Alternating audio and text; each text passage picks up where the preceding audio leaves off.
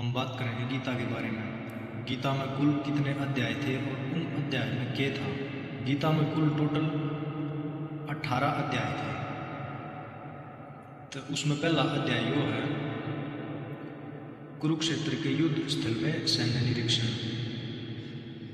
इस अध्याय में जब युद्ध खातर सब तैयार थे तो अर्जुन ने देखा विपक्षी सेना में कि जो श्यामी खड़ी है वे सारे मेरे अपने हैं। तो अर्जुन ने देखा कि भाई सारे अपने हैं, तो उसने अपने हथियार फेंक दिए थे और वो युद्ध करने तो नाट चाह कि भाई मैं युद्ध ना करूँ। तो फिर कृष्ण उसने प्रेरित करा है कि भाई तू है ना युद्ध खातर तैयार हो जा, क्योंकि धर्म युद्ध है। यो अध्याय 2 है।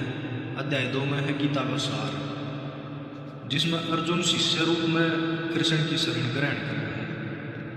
कृष्ण उसको बतावा है कि भाई वो जो भौतिक शरीर है वो नश्वर है, आत्मा नित्य है। अध्याय 3 में कर्मयोग है। कर्मयोग के बारे में कृष्ण अर्जुन को बतावा है कि भाई इस संसार में जो व्यक्ति जन्मा है वो किसी न किसी प्रकार के कर्म में प्रवृत्त जरूर हुआ है और निष्काम भावतः परमेश्वर की जो उपासना करे है वो इस संसार में जन्म मरण के चक्कर तो छुटकारा पास कर। अध्याय 4 में है दिव्य ज्ञान। आत्मा और ईश्वर संबंधी दिव्य ज्ञान मोक्ष प्रदान करने वाला है। कृष्ण बतावा है कि बारंबार इस संसार में अवतरण की महत्ता और गुरु के बिना ज्ञान नहीं है, ज्ञान खातिर गुरु के दौरे जाना पड़ा है। अध्याय 5वें में है कर्म योग कृष्ण भावना भावित कर्म।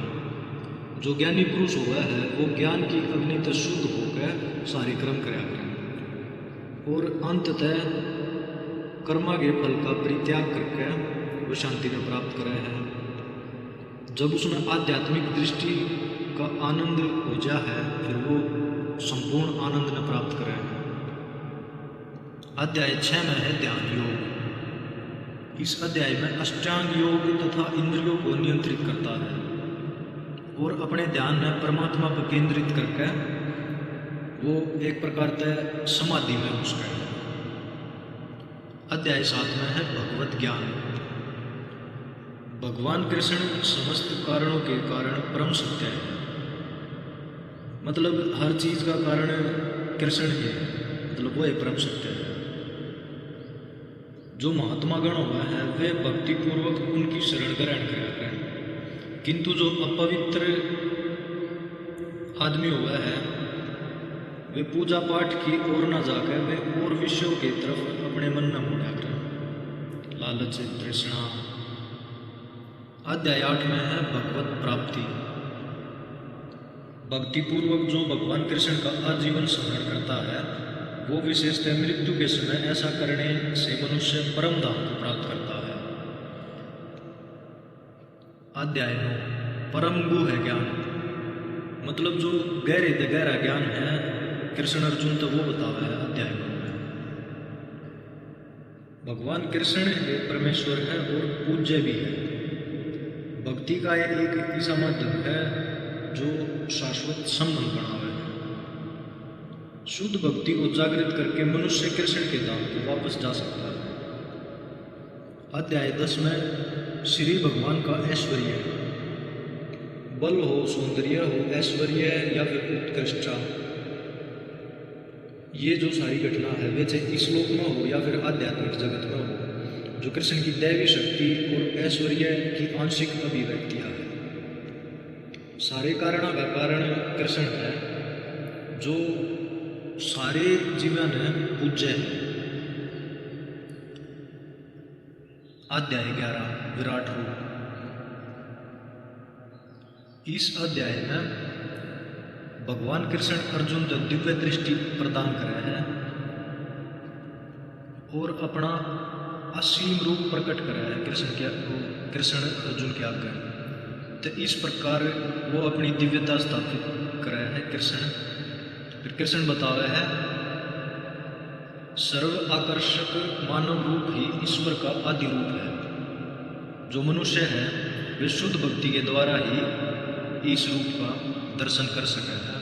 यानी कि मनुष्य का शुद्ध होना जरूरी है, मतलब उसका जो मन होगा वो शुद्ध होना चाहिए, जब जाकर वो भगवान का दर्शन कर सके, भगवान के रूप का दर्शन कर सके। अध्याय 12 में भक्ति योग। कृष्ण के शुद्ध प्रेम को प्राप्त करने का सबसे सुगम एवं सर्वोच्च साधन भक्ति योग है। मतलब कृष्ण को प्राप्त करने का एक ही माध्यम है शुद्ध भक्ति। जो प्राणी ऐसा करे है, कृष्ण का अनुसरण करे है, वे वास्तव में दिव्य गुणतः उत्पन्न होंगे। अध्याय 13 प्रकृति, पुरुष तथा चेतना। जो व्यक्ति शरीर, आत्मा इनसे भी परे परमात्मा के अंतर को समझ लेता है, वो इस भौतिक जगत से मोक्ष को प्राप्त करता है। अध्याय 14 प्रकृति के 3 गुण। 3 गुण मतलब पहला सतोगुण, दूसरा रजोगुण, तीसरा तमोगुण। सतोगुण का मतलब जो सात्विक है, रजोगुण का मतलब जो मोह माया के चक्कर में फंसा रहे हैं, तमोगुणी मतलब जो आलस्य से भरा हुआ व्यक्ति होगा। इन तीनों गुणों में जो सबसे बेस्ट हो वो सतोगुण बेस्ट होगा। रजोगुण और तमोगुण से भी बाहर निकलने का रास्ता होगा। अध्याय 15 पुरुषोत्तम योग। वैदिक ज्ञान के चरम लक्ष्य अपने आप को भौतिक जगत के पास से विलग करना तथा कृष्ण को भगवान मानना। जो कृष्ण के परम स्वरूप में समझ ले रहा है, वो उसकी शरण ग्रहण कर रहा है और उसकी भक्ति में लाग जा रहा है। अध्याय 16 दैवी तथा आसुरी स्वभाव। शास्त्रों के नियमों का न पालन करना, मनमाने ढंग से अपना जीवन व्यतीत करना, ये आसुरी गुणे वाले व्यक्ति हो। वे इस जीवन में तो फंसे रह रहे हैं और अगले जीवन में भी उनका फंसे रहने का चांस रह रहा है। वे मोक्ष की ओर जाना नहीं चाहते। और जो दैवी गुणों से संपन्न हुआ है, वो शास्त्रा ने अपना आधार मान कर अपना नियमित जीवन बिताया करें और आध्यात्मिक सिद्धि प्राप्त कर लिया करें। मतलब वे मोक्ष की साइड जाने के उनके चांस ज़्यादा रहना दैवी गुणों वाले व्यक्ति।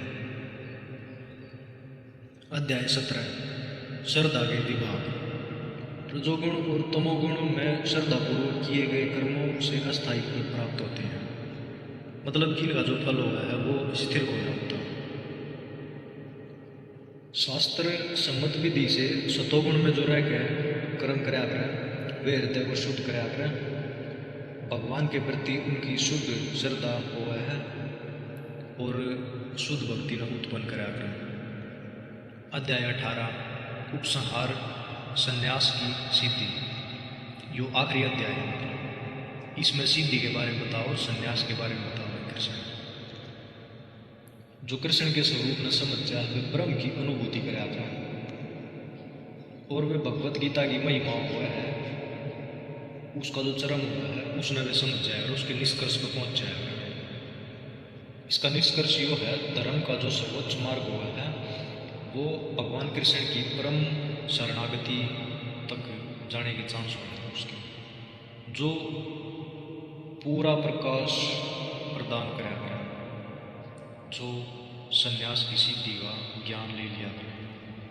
और जिसने संन्यास की सिद्धि का ज्ञान हो गया, वे मनुष्य कृष्ण के नित्य धाम को वापस जाने में समर्थ होते हैं।